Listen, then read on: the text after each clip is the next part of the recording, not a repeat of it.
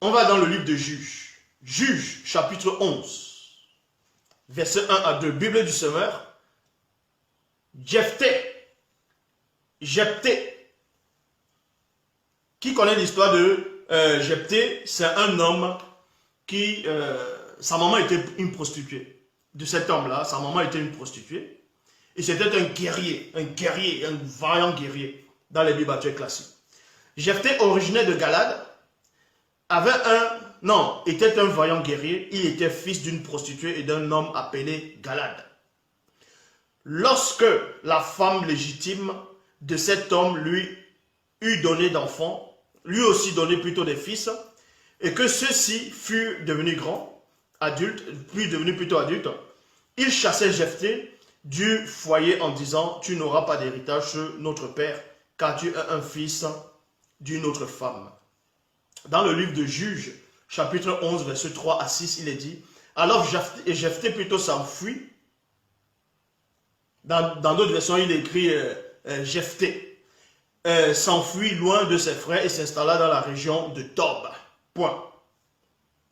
C'est ça qu'on va même dire le livre de Tob, la Bible de Tob. Bon. Dans la région de Tob, des aventuriers se regroupaient autour de lui et le suivirent dans ses expéditions. Quelque temps plus tard, les Ammonites attaquaient les Israélites. Donc on vous dit, à cette époque, quand on a chassé Jephthé, c'était un guerrier qui inspirait la peur. Les Ammonites sont venus attaquer les Israélites. Donc en gros, ils sont venus prendre la terre des Israélites qui était auparavant les terres à eux. Vous allez comprendre. Juge chapitre 11, verset 7 à 17.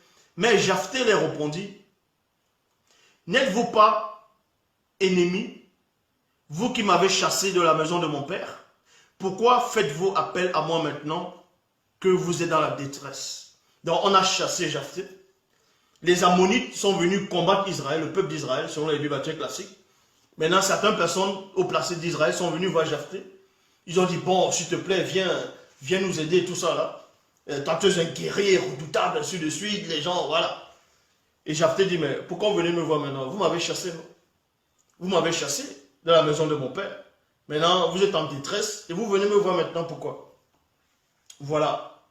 Les anciens répondirent: eh bien, nous nous tournons vers toi maintenant pour que tu viennes combattre avec nous contre les Ammonites et que tu sois notre chef ainsi que celui de toute la population de Galade. Voyez, il y a point. Jephthé répondit aux anciens de Galade: si vous me faites revenir pour combattre les Ammonites et que Yahvé les livre entre mes mains, je serai votre chef. Les anciens de Galade disent à Jephthé: Yahvé sera témoin contre nous si nous n'agissons pas comme tu viens de dire. Jephthé partit donc avec les anciens de Galade et le peuple se mit à sa tête comme son chef et son général. Puis à Mispa, en présence de Yahvé, en présence de Yahvé, on n'a pas dit dans une vision, mais en présence. Donc on vous apprend que Yahvé était là. Ils ont signé un pacte. Écoutez attentivement.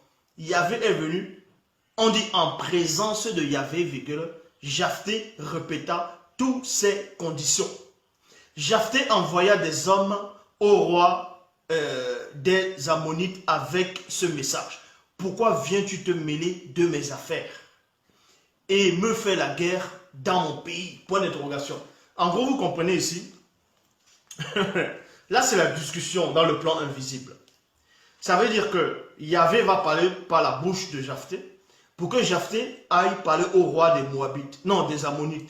En fait, Yahvé est en train de discuter avec Moloch. C'est ce qu'on essaie de vous montrer. Yahvé est en train de discuter, en train de négocier avec Moloch dans le plan invisible. Donc, pour la passation de pouvoir.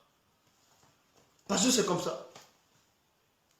Mais dans le plan visible, On voit les présidents, ils vont signer les traités de paix, ils vont bombarder, ils vont faire des alliances parce que les démons sont derrière.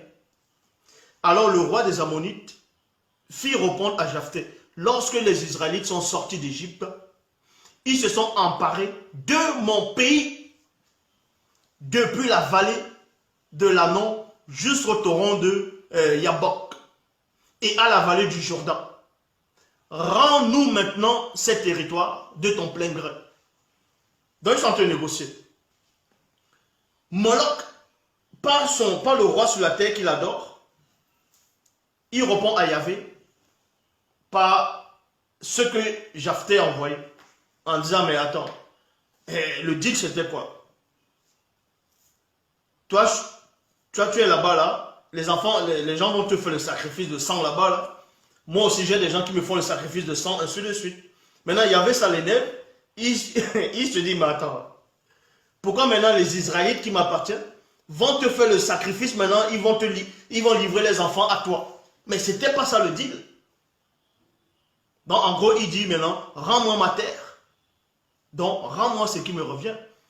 Et là maintenant, et on vous dit ici, là, dans le plan visible, mais les gens ne comprennent pas, ils ne savent pas. Ça, c'est la politique spirituelle. C'est la politique spirituelle, ça. Ou bien la politique occulte. Japhthé envoya de nouveau des messagers plutôt au roi des Ammonites, pour lui dire de sa part, les Israélites ne sont pas, non, les Israélites ne se sont pas emparés du territoire des Moabites, ni celui des Ammonites. En effet, lorsque Israël est parti d'Égypte, déjà ça n'a même pas eu lieu, ça, n'importe quoi. Il a marché dans le désert jusqu'à la mer de Roseau. Il est arrivé à Kadès. Il a alors envoyé des messagers au roi d'Édom. Il y a des Mongols qui disent que Édom c'est les Blancs. Il a refusé, point, à Israël. Non, Israël est resté à Kadès. Dans Juge, chapitre 11, verset 28 à 32, il est dit, mais le roi des Ammonites n'écouta pas les paroles de Japhthé, lui avait fait adresser. Il y a point. Écoutez maintenant. L'esprit de Yahvé s'empara de Japhthé. Puisque l'accord, donc il fallait un basculement. Dans le plan spirituel, c'était ça. Donc sur la terre, ils vont s'embrouiller maintenant. Mais les démons, ils sont d'accord entre eux. On dit ici, l'esprit de Yahvé, l'esprit de l'Éternel, l'esprit de Dieu d'Israël, l'esprit d'Élohim s'empara de Japhthé. Ça veut dire quoi? S'emparer. Emparer, ça veut dire quoi? Tu t'empares de quelque chose. C'est par force. Ça, c'est la possession démoniaque. Ça, c'est la possession démoniaque. En fait, c'était des démoniaques. Ça, c'est la possession. Quand vous allez voir les présidents, ils vont dire, ah non, tel pays là, on doit les rayer de la terre, on doit prendre les biens. Parce qu'en ce moment, il est possédé sur l'influence. Donc, l'esprit de Yahvé s'empara de Japhthé. Il traversa Galad et Manassé. Puis, il passa par Mispa de Galad et, de Mispa de Galad arriva chez les Ammonites. Écoutez maintenant. Et Yahvé fit un vœu. Non, et Japhthé fit un vœu à Yahvé. 2 points. Il a fait le vœu à Yahvé où? En quel moment il a fait le vœu à Yahvé? Puisque Yahvé, l'esprit de Yahvé est en lui. Donc, il signe un pacte. Voilà ce qu'il va dire à Yahvé. Et Japhthé fit un vœu à Yahvé. 2 points. Si tu livres entre mes mains les Ammonites. Si tu livres entre mes mains les Ammonites. Ça veut dire quoi? Ça veut dire que Yahvé ici, Japhthé demande à Yahvé, à Jéhovah Elohim, l'Éternel, Dieu d'Israël, que si tu me livres ce peuple-là entre mes mains, donc si je les bats, si je les massacre, je suis plus fort qu'eux, je vais te donner ça. On va voir ce qu'il va lui donner. Maintenant, Yahvé a déjà négocié avec, comment on appelle ça? a déjà négocié avec Moloch. La passation de pouvoir, mais temporaire. Parce que c'est Satan qui est derrière. Et Japhté fit un vœu à Yahvé, si tu me livres entre mes mains les Ammonites, virgule, le premier qui passera la porte de ma maison pour venir à ma rencontre après la victoire sur les Ammonites, virgule, il sera pour Yahvé. Et je le sacrifierai par le feu. Il y a point. Donc, Japhté fait un pacte, il livre, c'est-à-dire fait un vœu à Yahvé. Il dit, si tu me donnes la victoire, je vais te sacrifier n'importe qui sortira de chez moi par le feu. Vous voyez, c'est ça qui énervait Yahvé. Parce que les Israélites faisaient plutôt ça à Moloch. C'est pour ça que ça l'a énervé. Il a dit, ne fais plus ça à Moloch. En gros, les sacrifices doivent revenir à lui. Et Japhté a compris ça. Comment Japhté? Vous pensez que Japhté est fou? Comment il a fait pour comprendre qu'il fallait qu'il livre quelqu'un au feu? Sacrifie quelqu'un au feu pour Yahvé. Parce que dans le verset 29, on dit que l'esprit de Yahvé s'est emparé de Japhté. Et c'est en ce moment que l'esprit de Yahvé, là, le Dieu d'Israël, a dit à Japhté ce qu'il devait faire. Pas son esprit. Donc, Japhté passa donc sur les terres des Ammonites pour les combattre. Et Yahvé les livra entre ses mains. Donc, et Yahvé les livra entre ses mains dans le verset 32. C'est-à-dire que Yahvé a accepté l'accord que Japhté lui a conclu. Yahvé a accepté le vœu de Japhté. Mais si on vous dit plus tard dans d'autres passages, non, il ne faut pas faire ça, ce n'est pas monté dans mon esprit, ce n'est pas entré dans ce n'est pas venu dans ma pensée d'envoyer que vous livrez vos enfants dans le feu. Mais pourquoi Yahvé n'a pas dit à Japhté, hey, ton vœu là, c'est pas bon. Ton vœu là, tu sais que j'aime pas le sang, tu sais que j'aime pas quand on livre les gens dans le feu.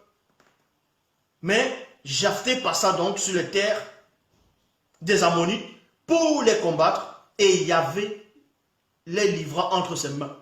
Japhté remporta une éclatante victoire.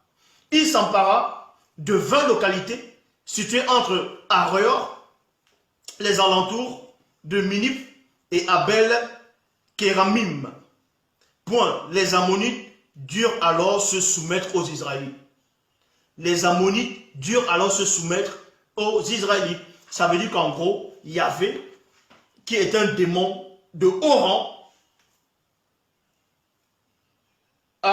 le démon un peu inférieur à Yahvé, s'est soumis à Yahvé, c'est-à-dire par sa son de pouvoir, mais sans lutter entre eux, parce que le royaume de Satan n'est pas divisé. Ça, c'est la politique, ça. C'est la politique politicienne. Donc ici, on vous dit,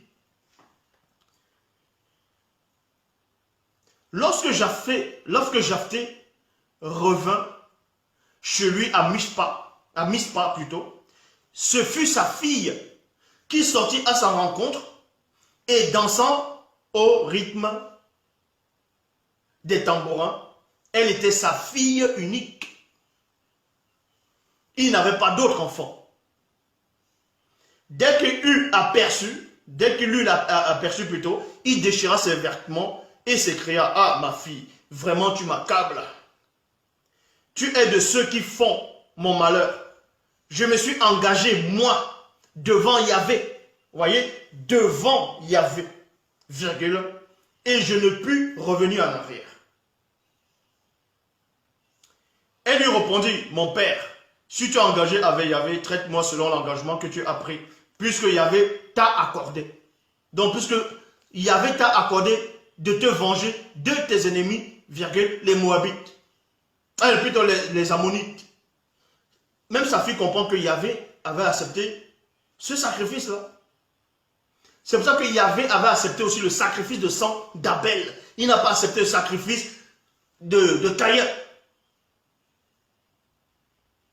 Il n'a pas accepté le sacrifice de Caïn. Seulement ajouta-t-elle qu'on m'accorde cette faveur de me laisser 2 mois de repos, afin que j'aille retirer sur la montagne pleurer avec les amis sur ma virginité. Jephthé lui dit, va, et la laissa partir pour 2 mois. Elle s'en alla avec ses amis sur la montagne pour y pleurer, de devoir mourir sans se marier. Elle était vierge.